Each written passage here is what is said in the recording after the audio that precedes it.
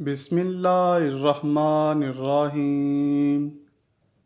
اللہ تعالیٰ نے شہد میں ایسی بے بہا خصوصیات رکھی ہیں جن کو دیکھ کر نہ صرف انسان کی عقل دنگ رہ جاتی ہے بلکہ سائنس آج اتنی ترقی اور متعدد تجربات کے باوجود شہد تیار کرنے میں ناکام رہی ہے۔ اگر شہد کی مکھی پورے قدرتی عمل سے شہد تیار کر لے تو پھر وہ 1000 سال بھی پڑا رہے تو نہ خراب ہوتا ہے اور نہ ہی اس کے ذائقے میں ذرا بر بھی فرق آتا ہے۔ شہد کی مکھیوں کی خاصیت ہے کہ یہ دوسرے کیڑے مکوڑوں اور جانوروں کی طرح کبھی بھی آپس میں نہیں لڑتی ہیں بلکہ آپس میں محبت اور منظم طریقے سے رہتی ہیں۔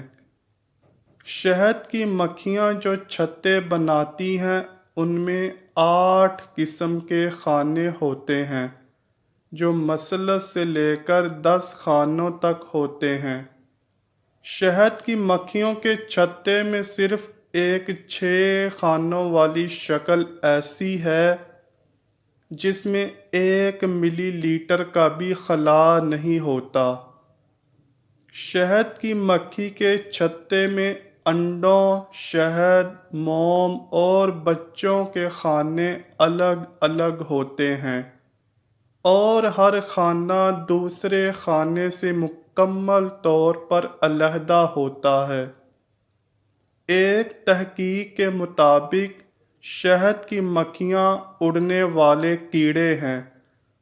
پاکستان میں 4 ڈومنا پہاڑی، چھوٹی اور یورپی مکھیاں پائی جاتی ہیں۔ شہد کا ایک چھوٹے چائے کا چمچ میں 5000 پھولوں کا رس شامل ہوتا ہے جبکہ ایک بڑے چائے کے چمچ میں 2 لاکھ پھولوں کا رس شامل ہوتا ہے۔ شہد کی مکھی آدھا کلو شہد بنانے کے لیے 35 لاکھ اڑانیں بھرتی ہے اور 50,000 کلومیٹر کا سفر طے کرتی ہے۔ شہد کی مکھیاں بہت ہی منظم طریقے سے ایک معاشرے کی طرح رہتی ہیں اور اپنی ملکہ کے تابع ہوتی ہیں۔ شہد کی ملکہ مکھی روزانہ 15,000 انڈے جبکہ ایک سیزن میں 25 لاکھ انڈے دیتی ہے۔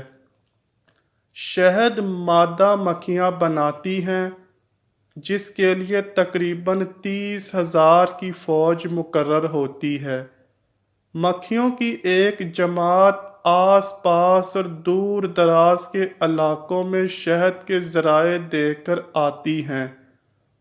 شہد کے ذرائع دیکھ کر آنے والی مکھیاں مخصوص حرکات کے ذریعے سے ساتھی مکھیوں کو راستہ بتاتی ہیں کہ کس سمت میں کتنا سفر طے کرنا ہے۔ جب مکھیاں چھتے کے پاس پہنچتی ہیں تو وہاں پر شہد کی کوالٹی چیک کرنے والی ٹیم کے اراکین موجود ہوتے ہیں اور جو مکھی کوئی مضر صحت چیز اپنے ساتھ چھتے میں لے جانے کی کوشش کرتی ہے تو یہ ٹیم اس کے پر توڑ کر اسے نیچے پھینک دیتی ہے۔ اس طرح سے صرف خالص شہدی چھتے میں جمع ہوتا ہے جسے ہم بآسانی حاصل کر کے اپنی ضرورت کے مطابق استعمال میں لا سکتے ہیں۔ دوستو، ایک دن آقا دو جہاں حضرت محمد صلی اللہ علیہ وآلہ وسلم اسلامی لشکر کے ساتھ جہاد کے لیے تشریف لے جا رہے تھے۔ راستے میں ایک جگہ پڑاؤ کیا اور حکم دیا کہ یہیں پر جو کچھ کھانا ہے کھا لو۔ جب کھانا کھانے لگے تو صحابہ کرام رضوان اللہ تعالی اجمعین نے عرض کی، یا رسول اللہ صلی اللہ علیہ وآلہ وسلم، روٹی کے ساتھ سالن نہیں ہے۔ پھر صحابہ نے دیکھا کہ ایک شہد کی مکھی ہے اور بڑے زور زور سے بنبناتی ہے۔ عرض کیا، یا رسول اللہ صلی اللہ علیہ وآلہ وسلم، یہ مکھی کیوں شور مچاتی ہے؟ فرمایا، یہ کہہ رہی ہے کہ مکھیاں بے قرار ہیں، اس وجہ سے کہ صحابہ کرام کے پاس سالن نہیں ہے، حالانکہ یہاں قریب ہی غار میں ہم نے شہد کا چھتا لگایا ہوا ہے، وہ کون لائے گا، ہم تو لا نہیں سکتی۔ پھر فرمایا، پیارے علی، اس مکھی کے پیچھے پیچھے جاؤ اور شہد لے آؤ۔ چنانچہ حضرت حیدر کرار رضی اللہ تعالی عنہ ایک چوبی پیالہ پکڑ کر اس کے پیچھے ہو لیے۔ وہ مکھی آگے آگے اس غار میں پہنچ گئی اور آپ نے وہاں جا کر شہد نچوڑ لیا اور دربار رسالت صلی اللہ علیہ وآلہ وسلم میں حاضر ہو گئے۔ سرکار دو عالم صلی اللہ علیہ وآلہ وسلم نے وہ شہد تقسیم فرما دیا۔ جب صحابہ کرام رضوان اللہ تعالی اجمعین کھانا کھانے لگے تو مکھی پھر آ گئی اور بنبنانا شروع کر دیا۔ صحابہ کرام نے عرض کیا، یا رسول اللہ صلی اللہ علیہ وآلہ وسلم، مکھی پھر اسی طرح شور کر رہی ہے۔ تو فرمایا، میں نے اس سے ایک سوال کیا ہے اور یہ اس کا جواب دے رہی ہے۔ میں نے اس سے پوچھا کہ تمہاری خوراک کیا ہے؟ مکھی کہتی ہے کہ پہاڑوں اور بیابانوں میں جو پھول ہوتے ہیں وہ ہماری خوراک ہیں۔ میں نے پوچھا، پھول تو کڑوے بھی ہوتے ہیں، پھیکے بھی، بد مزہ بھی ہوتے ہیں، تو تیرے منہ میں جا کر نہایت شیریں اور صاف شہد کیسے بن جاتا ہے؟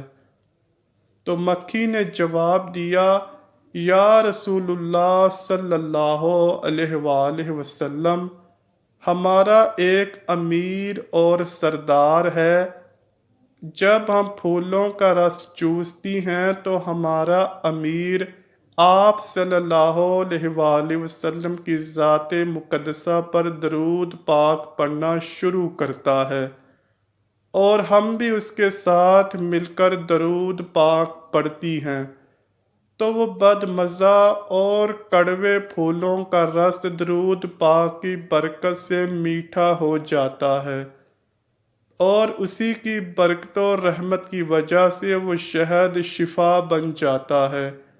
اللہ پاک قرآن پاک میں ارشاد فرماتا ہے، بے شک اللہ اور اس کے سب فرشتے نبی مکرم صلی اللہ علیہ وآلہ وسلم پر درود بھیجتے رہتے ہیں۔ اے ایمان والو، تم بھی نبی مکرم صلی اللہ علیہ وآلہ وسلم پر درود بھیجا کرو اور خوب سلام بھیجا کرو۔ اللہ پاک سے دعا ہے کہ وہ ہمیں نبی مکرم صلی اللہ علیہ وآلہ وسلم اور ان کی آل پاک کی سچی و پکی محبت عطا فرمائے۔ کمنٹ سیکشن میں آمین لکھنا مت بھولیے گا۔ امید کرتا ہوں کہ آپ کو ویڈیو ضرور پسند آئی ہوگی۔ اگر ویڈیو پسند آئی ہے تو ویڈیو کو لائک کیجئے، شیئر کیجئے اور چینل کو لازمی سبسکرائب کیجئے اور کمنٹ سیکشن میں اپنی رائے کا اظہار بھی ضرور کیجئے۔ ملتے ہیں اگلی ویڈیو میں، تب تک کے لیے اللہ حافظ۔